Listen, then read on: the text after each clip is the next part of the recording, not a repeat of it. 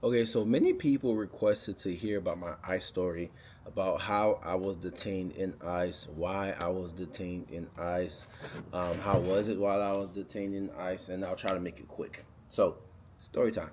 So, 18 years old, I was placed on probation after catching a charge, and the charge was a felony.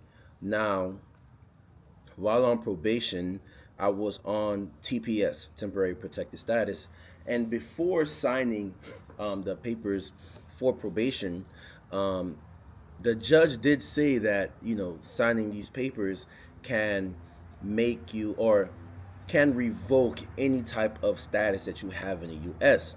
Now, the way our lawyers explained it to us, because it was me and my brother, he said that if we signed this plea deal, which was withheld adjudication, it just means that we were arrested, but we're not guilty of the crime. Now, unfortunately, what I didn't know is when it comes to ICE and federal law, withheld adjudication still means guilty, right? So we thought we were in the clear, and then one day we went to our probation check-in, and ICE grabbed us, and it was so funny how it happened because our probation officer, we usually go to the same office all at a time, every check-in, and this time he took us on a detour, and then he took us to this back room, and once I walked through the door, like three agents just jumped on me, immigration custom enforcement, you're under arrest, or something like that. It was just it's funny now, but it wasn't funny when it was happening. At that time, okay, they grabbed us. They took us to the Chrome Detention Center. This was in Miami. I was there for like 2 days, and then they transferred me to Key West to Monroe County Jail. They take us to court, and then the judge grants us bond. We ended up bonding out, and then I bonded out in May of 2018, and then in June of 2018, I ended up violating my bond because I ran into law enforcement again, and then this time, what ended up happening was my bond was denied, right?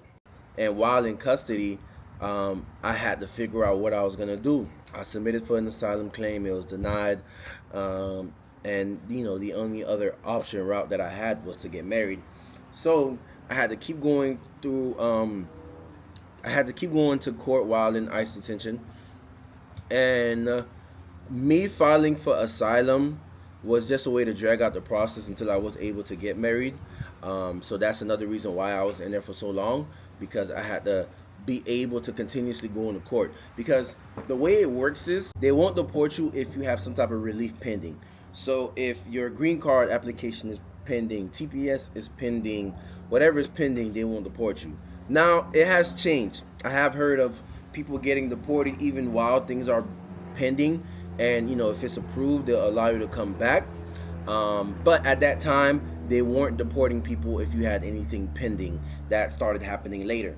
Being able to get married while in ICE detention was a very hard thing to do. It was so much hoops to jump through, but I was able to get it done. After I was able to get married while in ICE, it gave me the opportunity to go after my green card through marriage. So we went back to court and asked for another decision on bond. And the judge this time, since I had a new ability to, qualify for a particular status, he gave me the bond. As far as the stay, it really depends on where you are.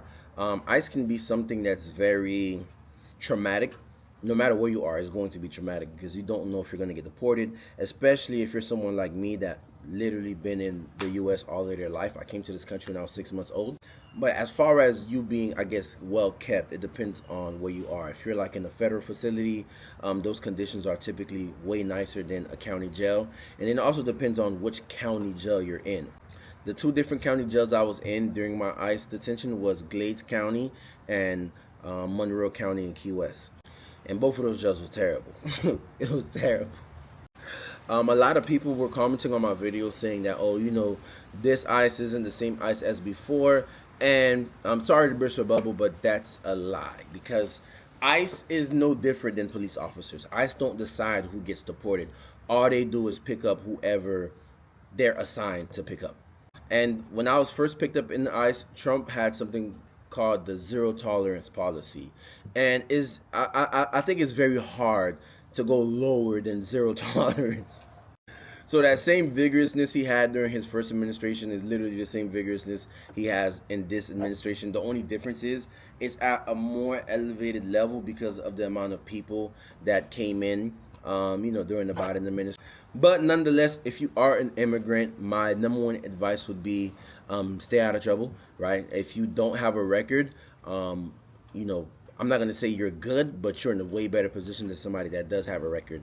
And if you do have a record, you need to understand where your crime lies. If it lies under moral turpitude, then you really will have a problem, because those are the crimes where it makes it very hard for you to get a waiver of inadmissibility, to get a cancellation of removal and things like that. And then last but not least, prepare for the worst. While I was in ICE, I've seen many people get deported, in and out, in and out, in and out. You're getting new people in your pod every single day, and a lot of people were going back to the country not prepared because they thought they would have been able to stay in the country. So I would definitely say, prepare for the worst. But nonetheless, I would also, to give you some hope, the U.S. have one of the most relaxed immigration laws. So what's very important is that you educate yourself on what you qualify for and go after it.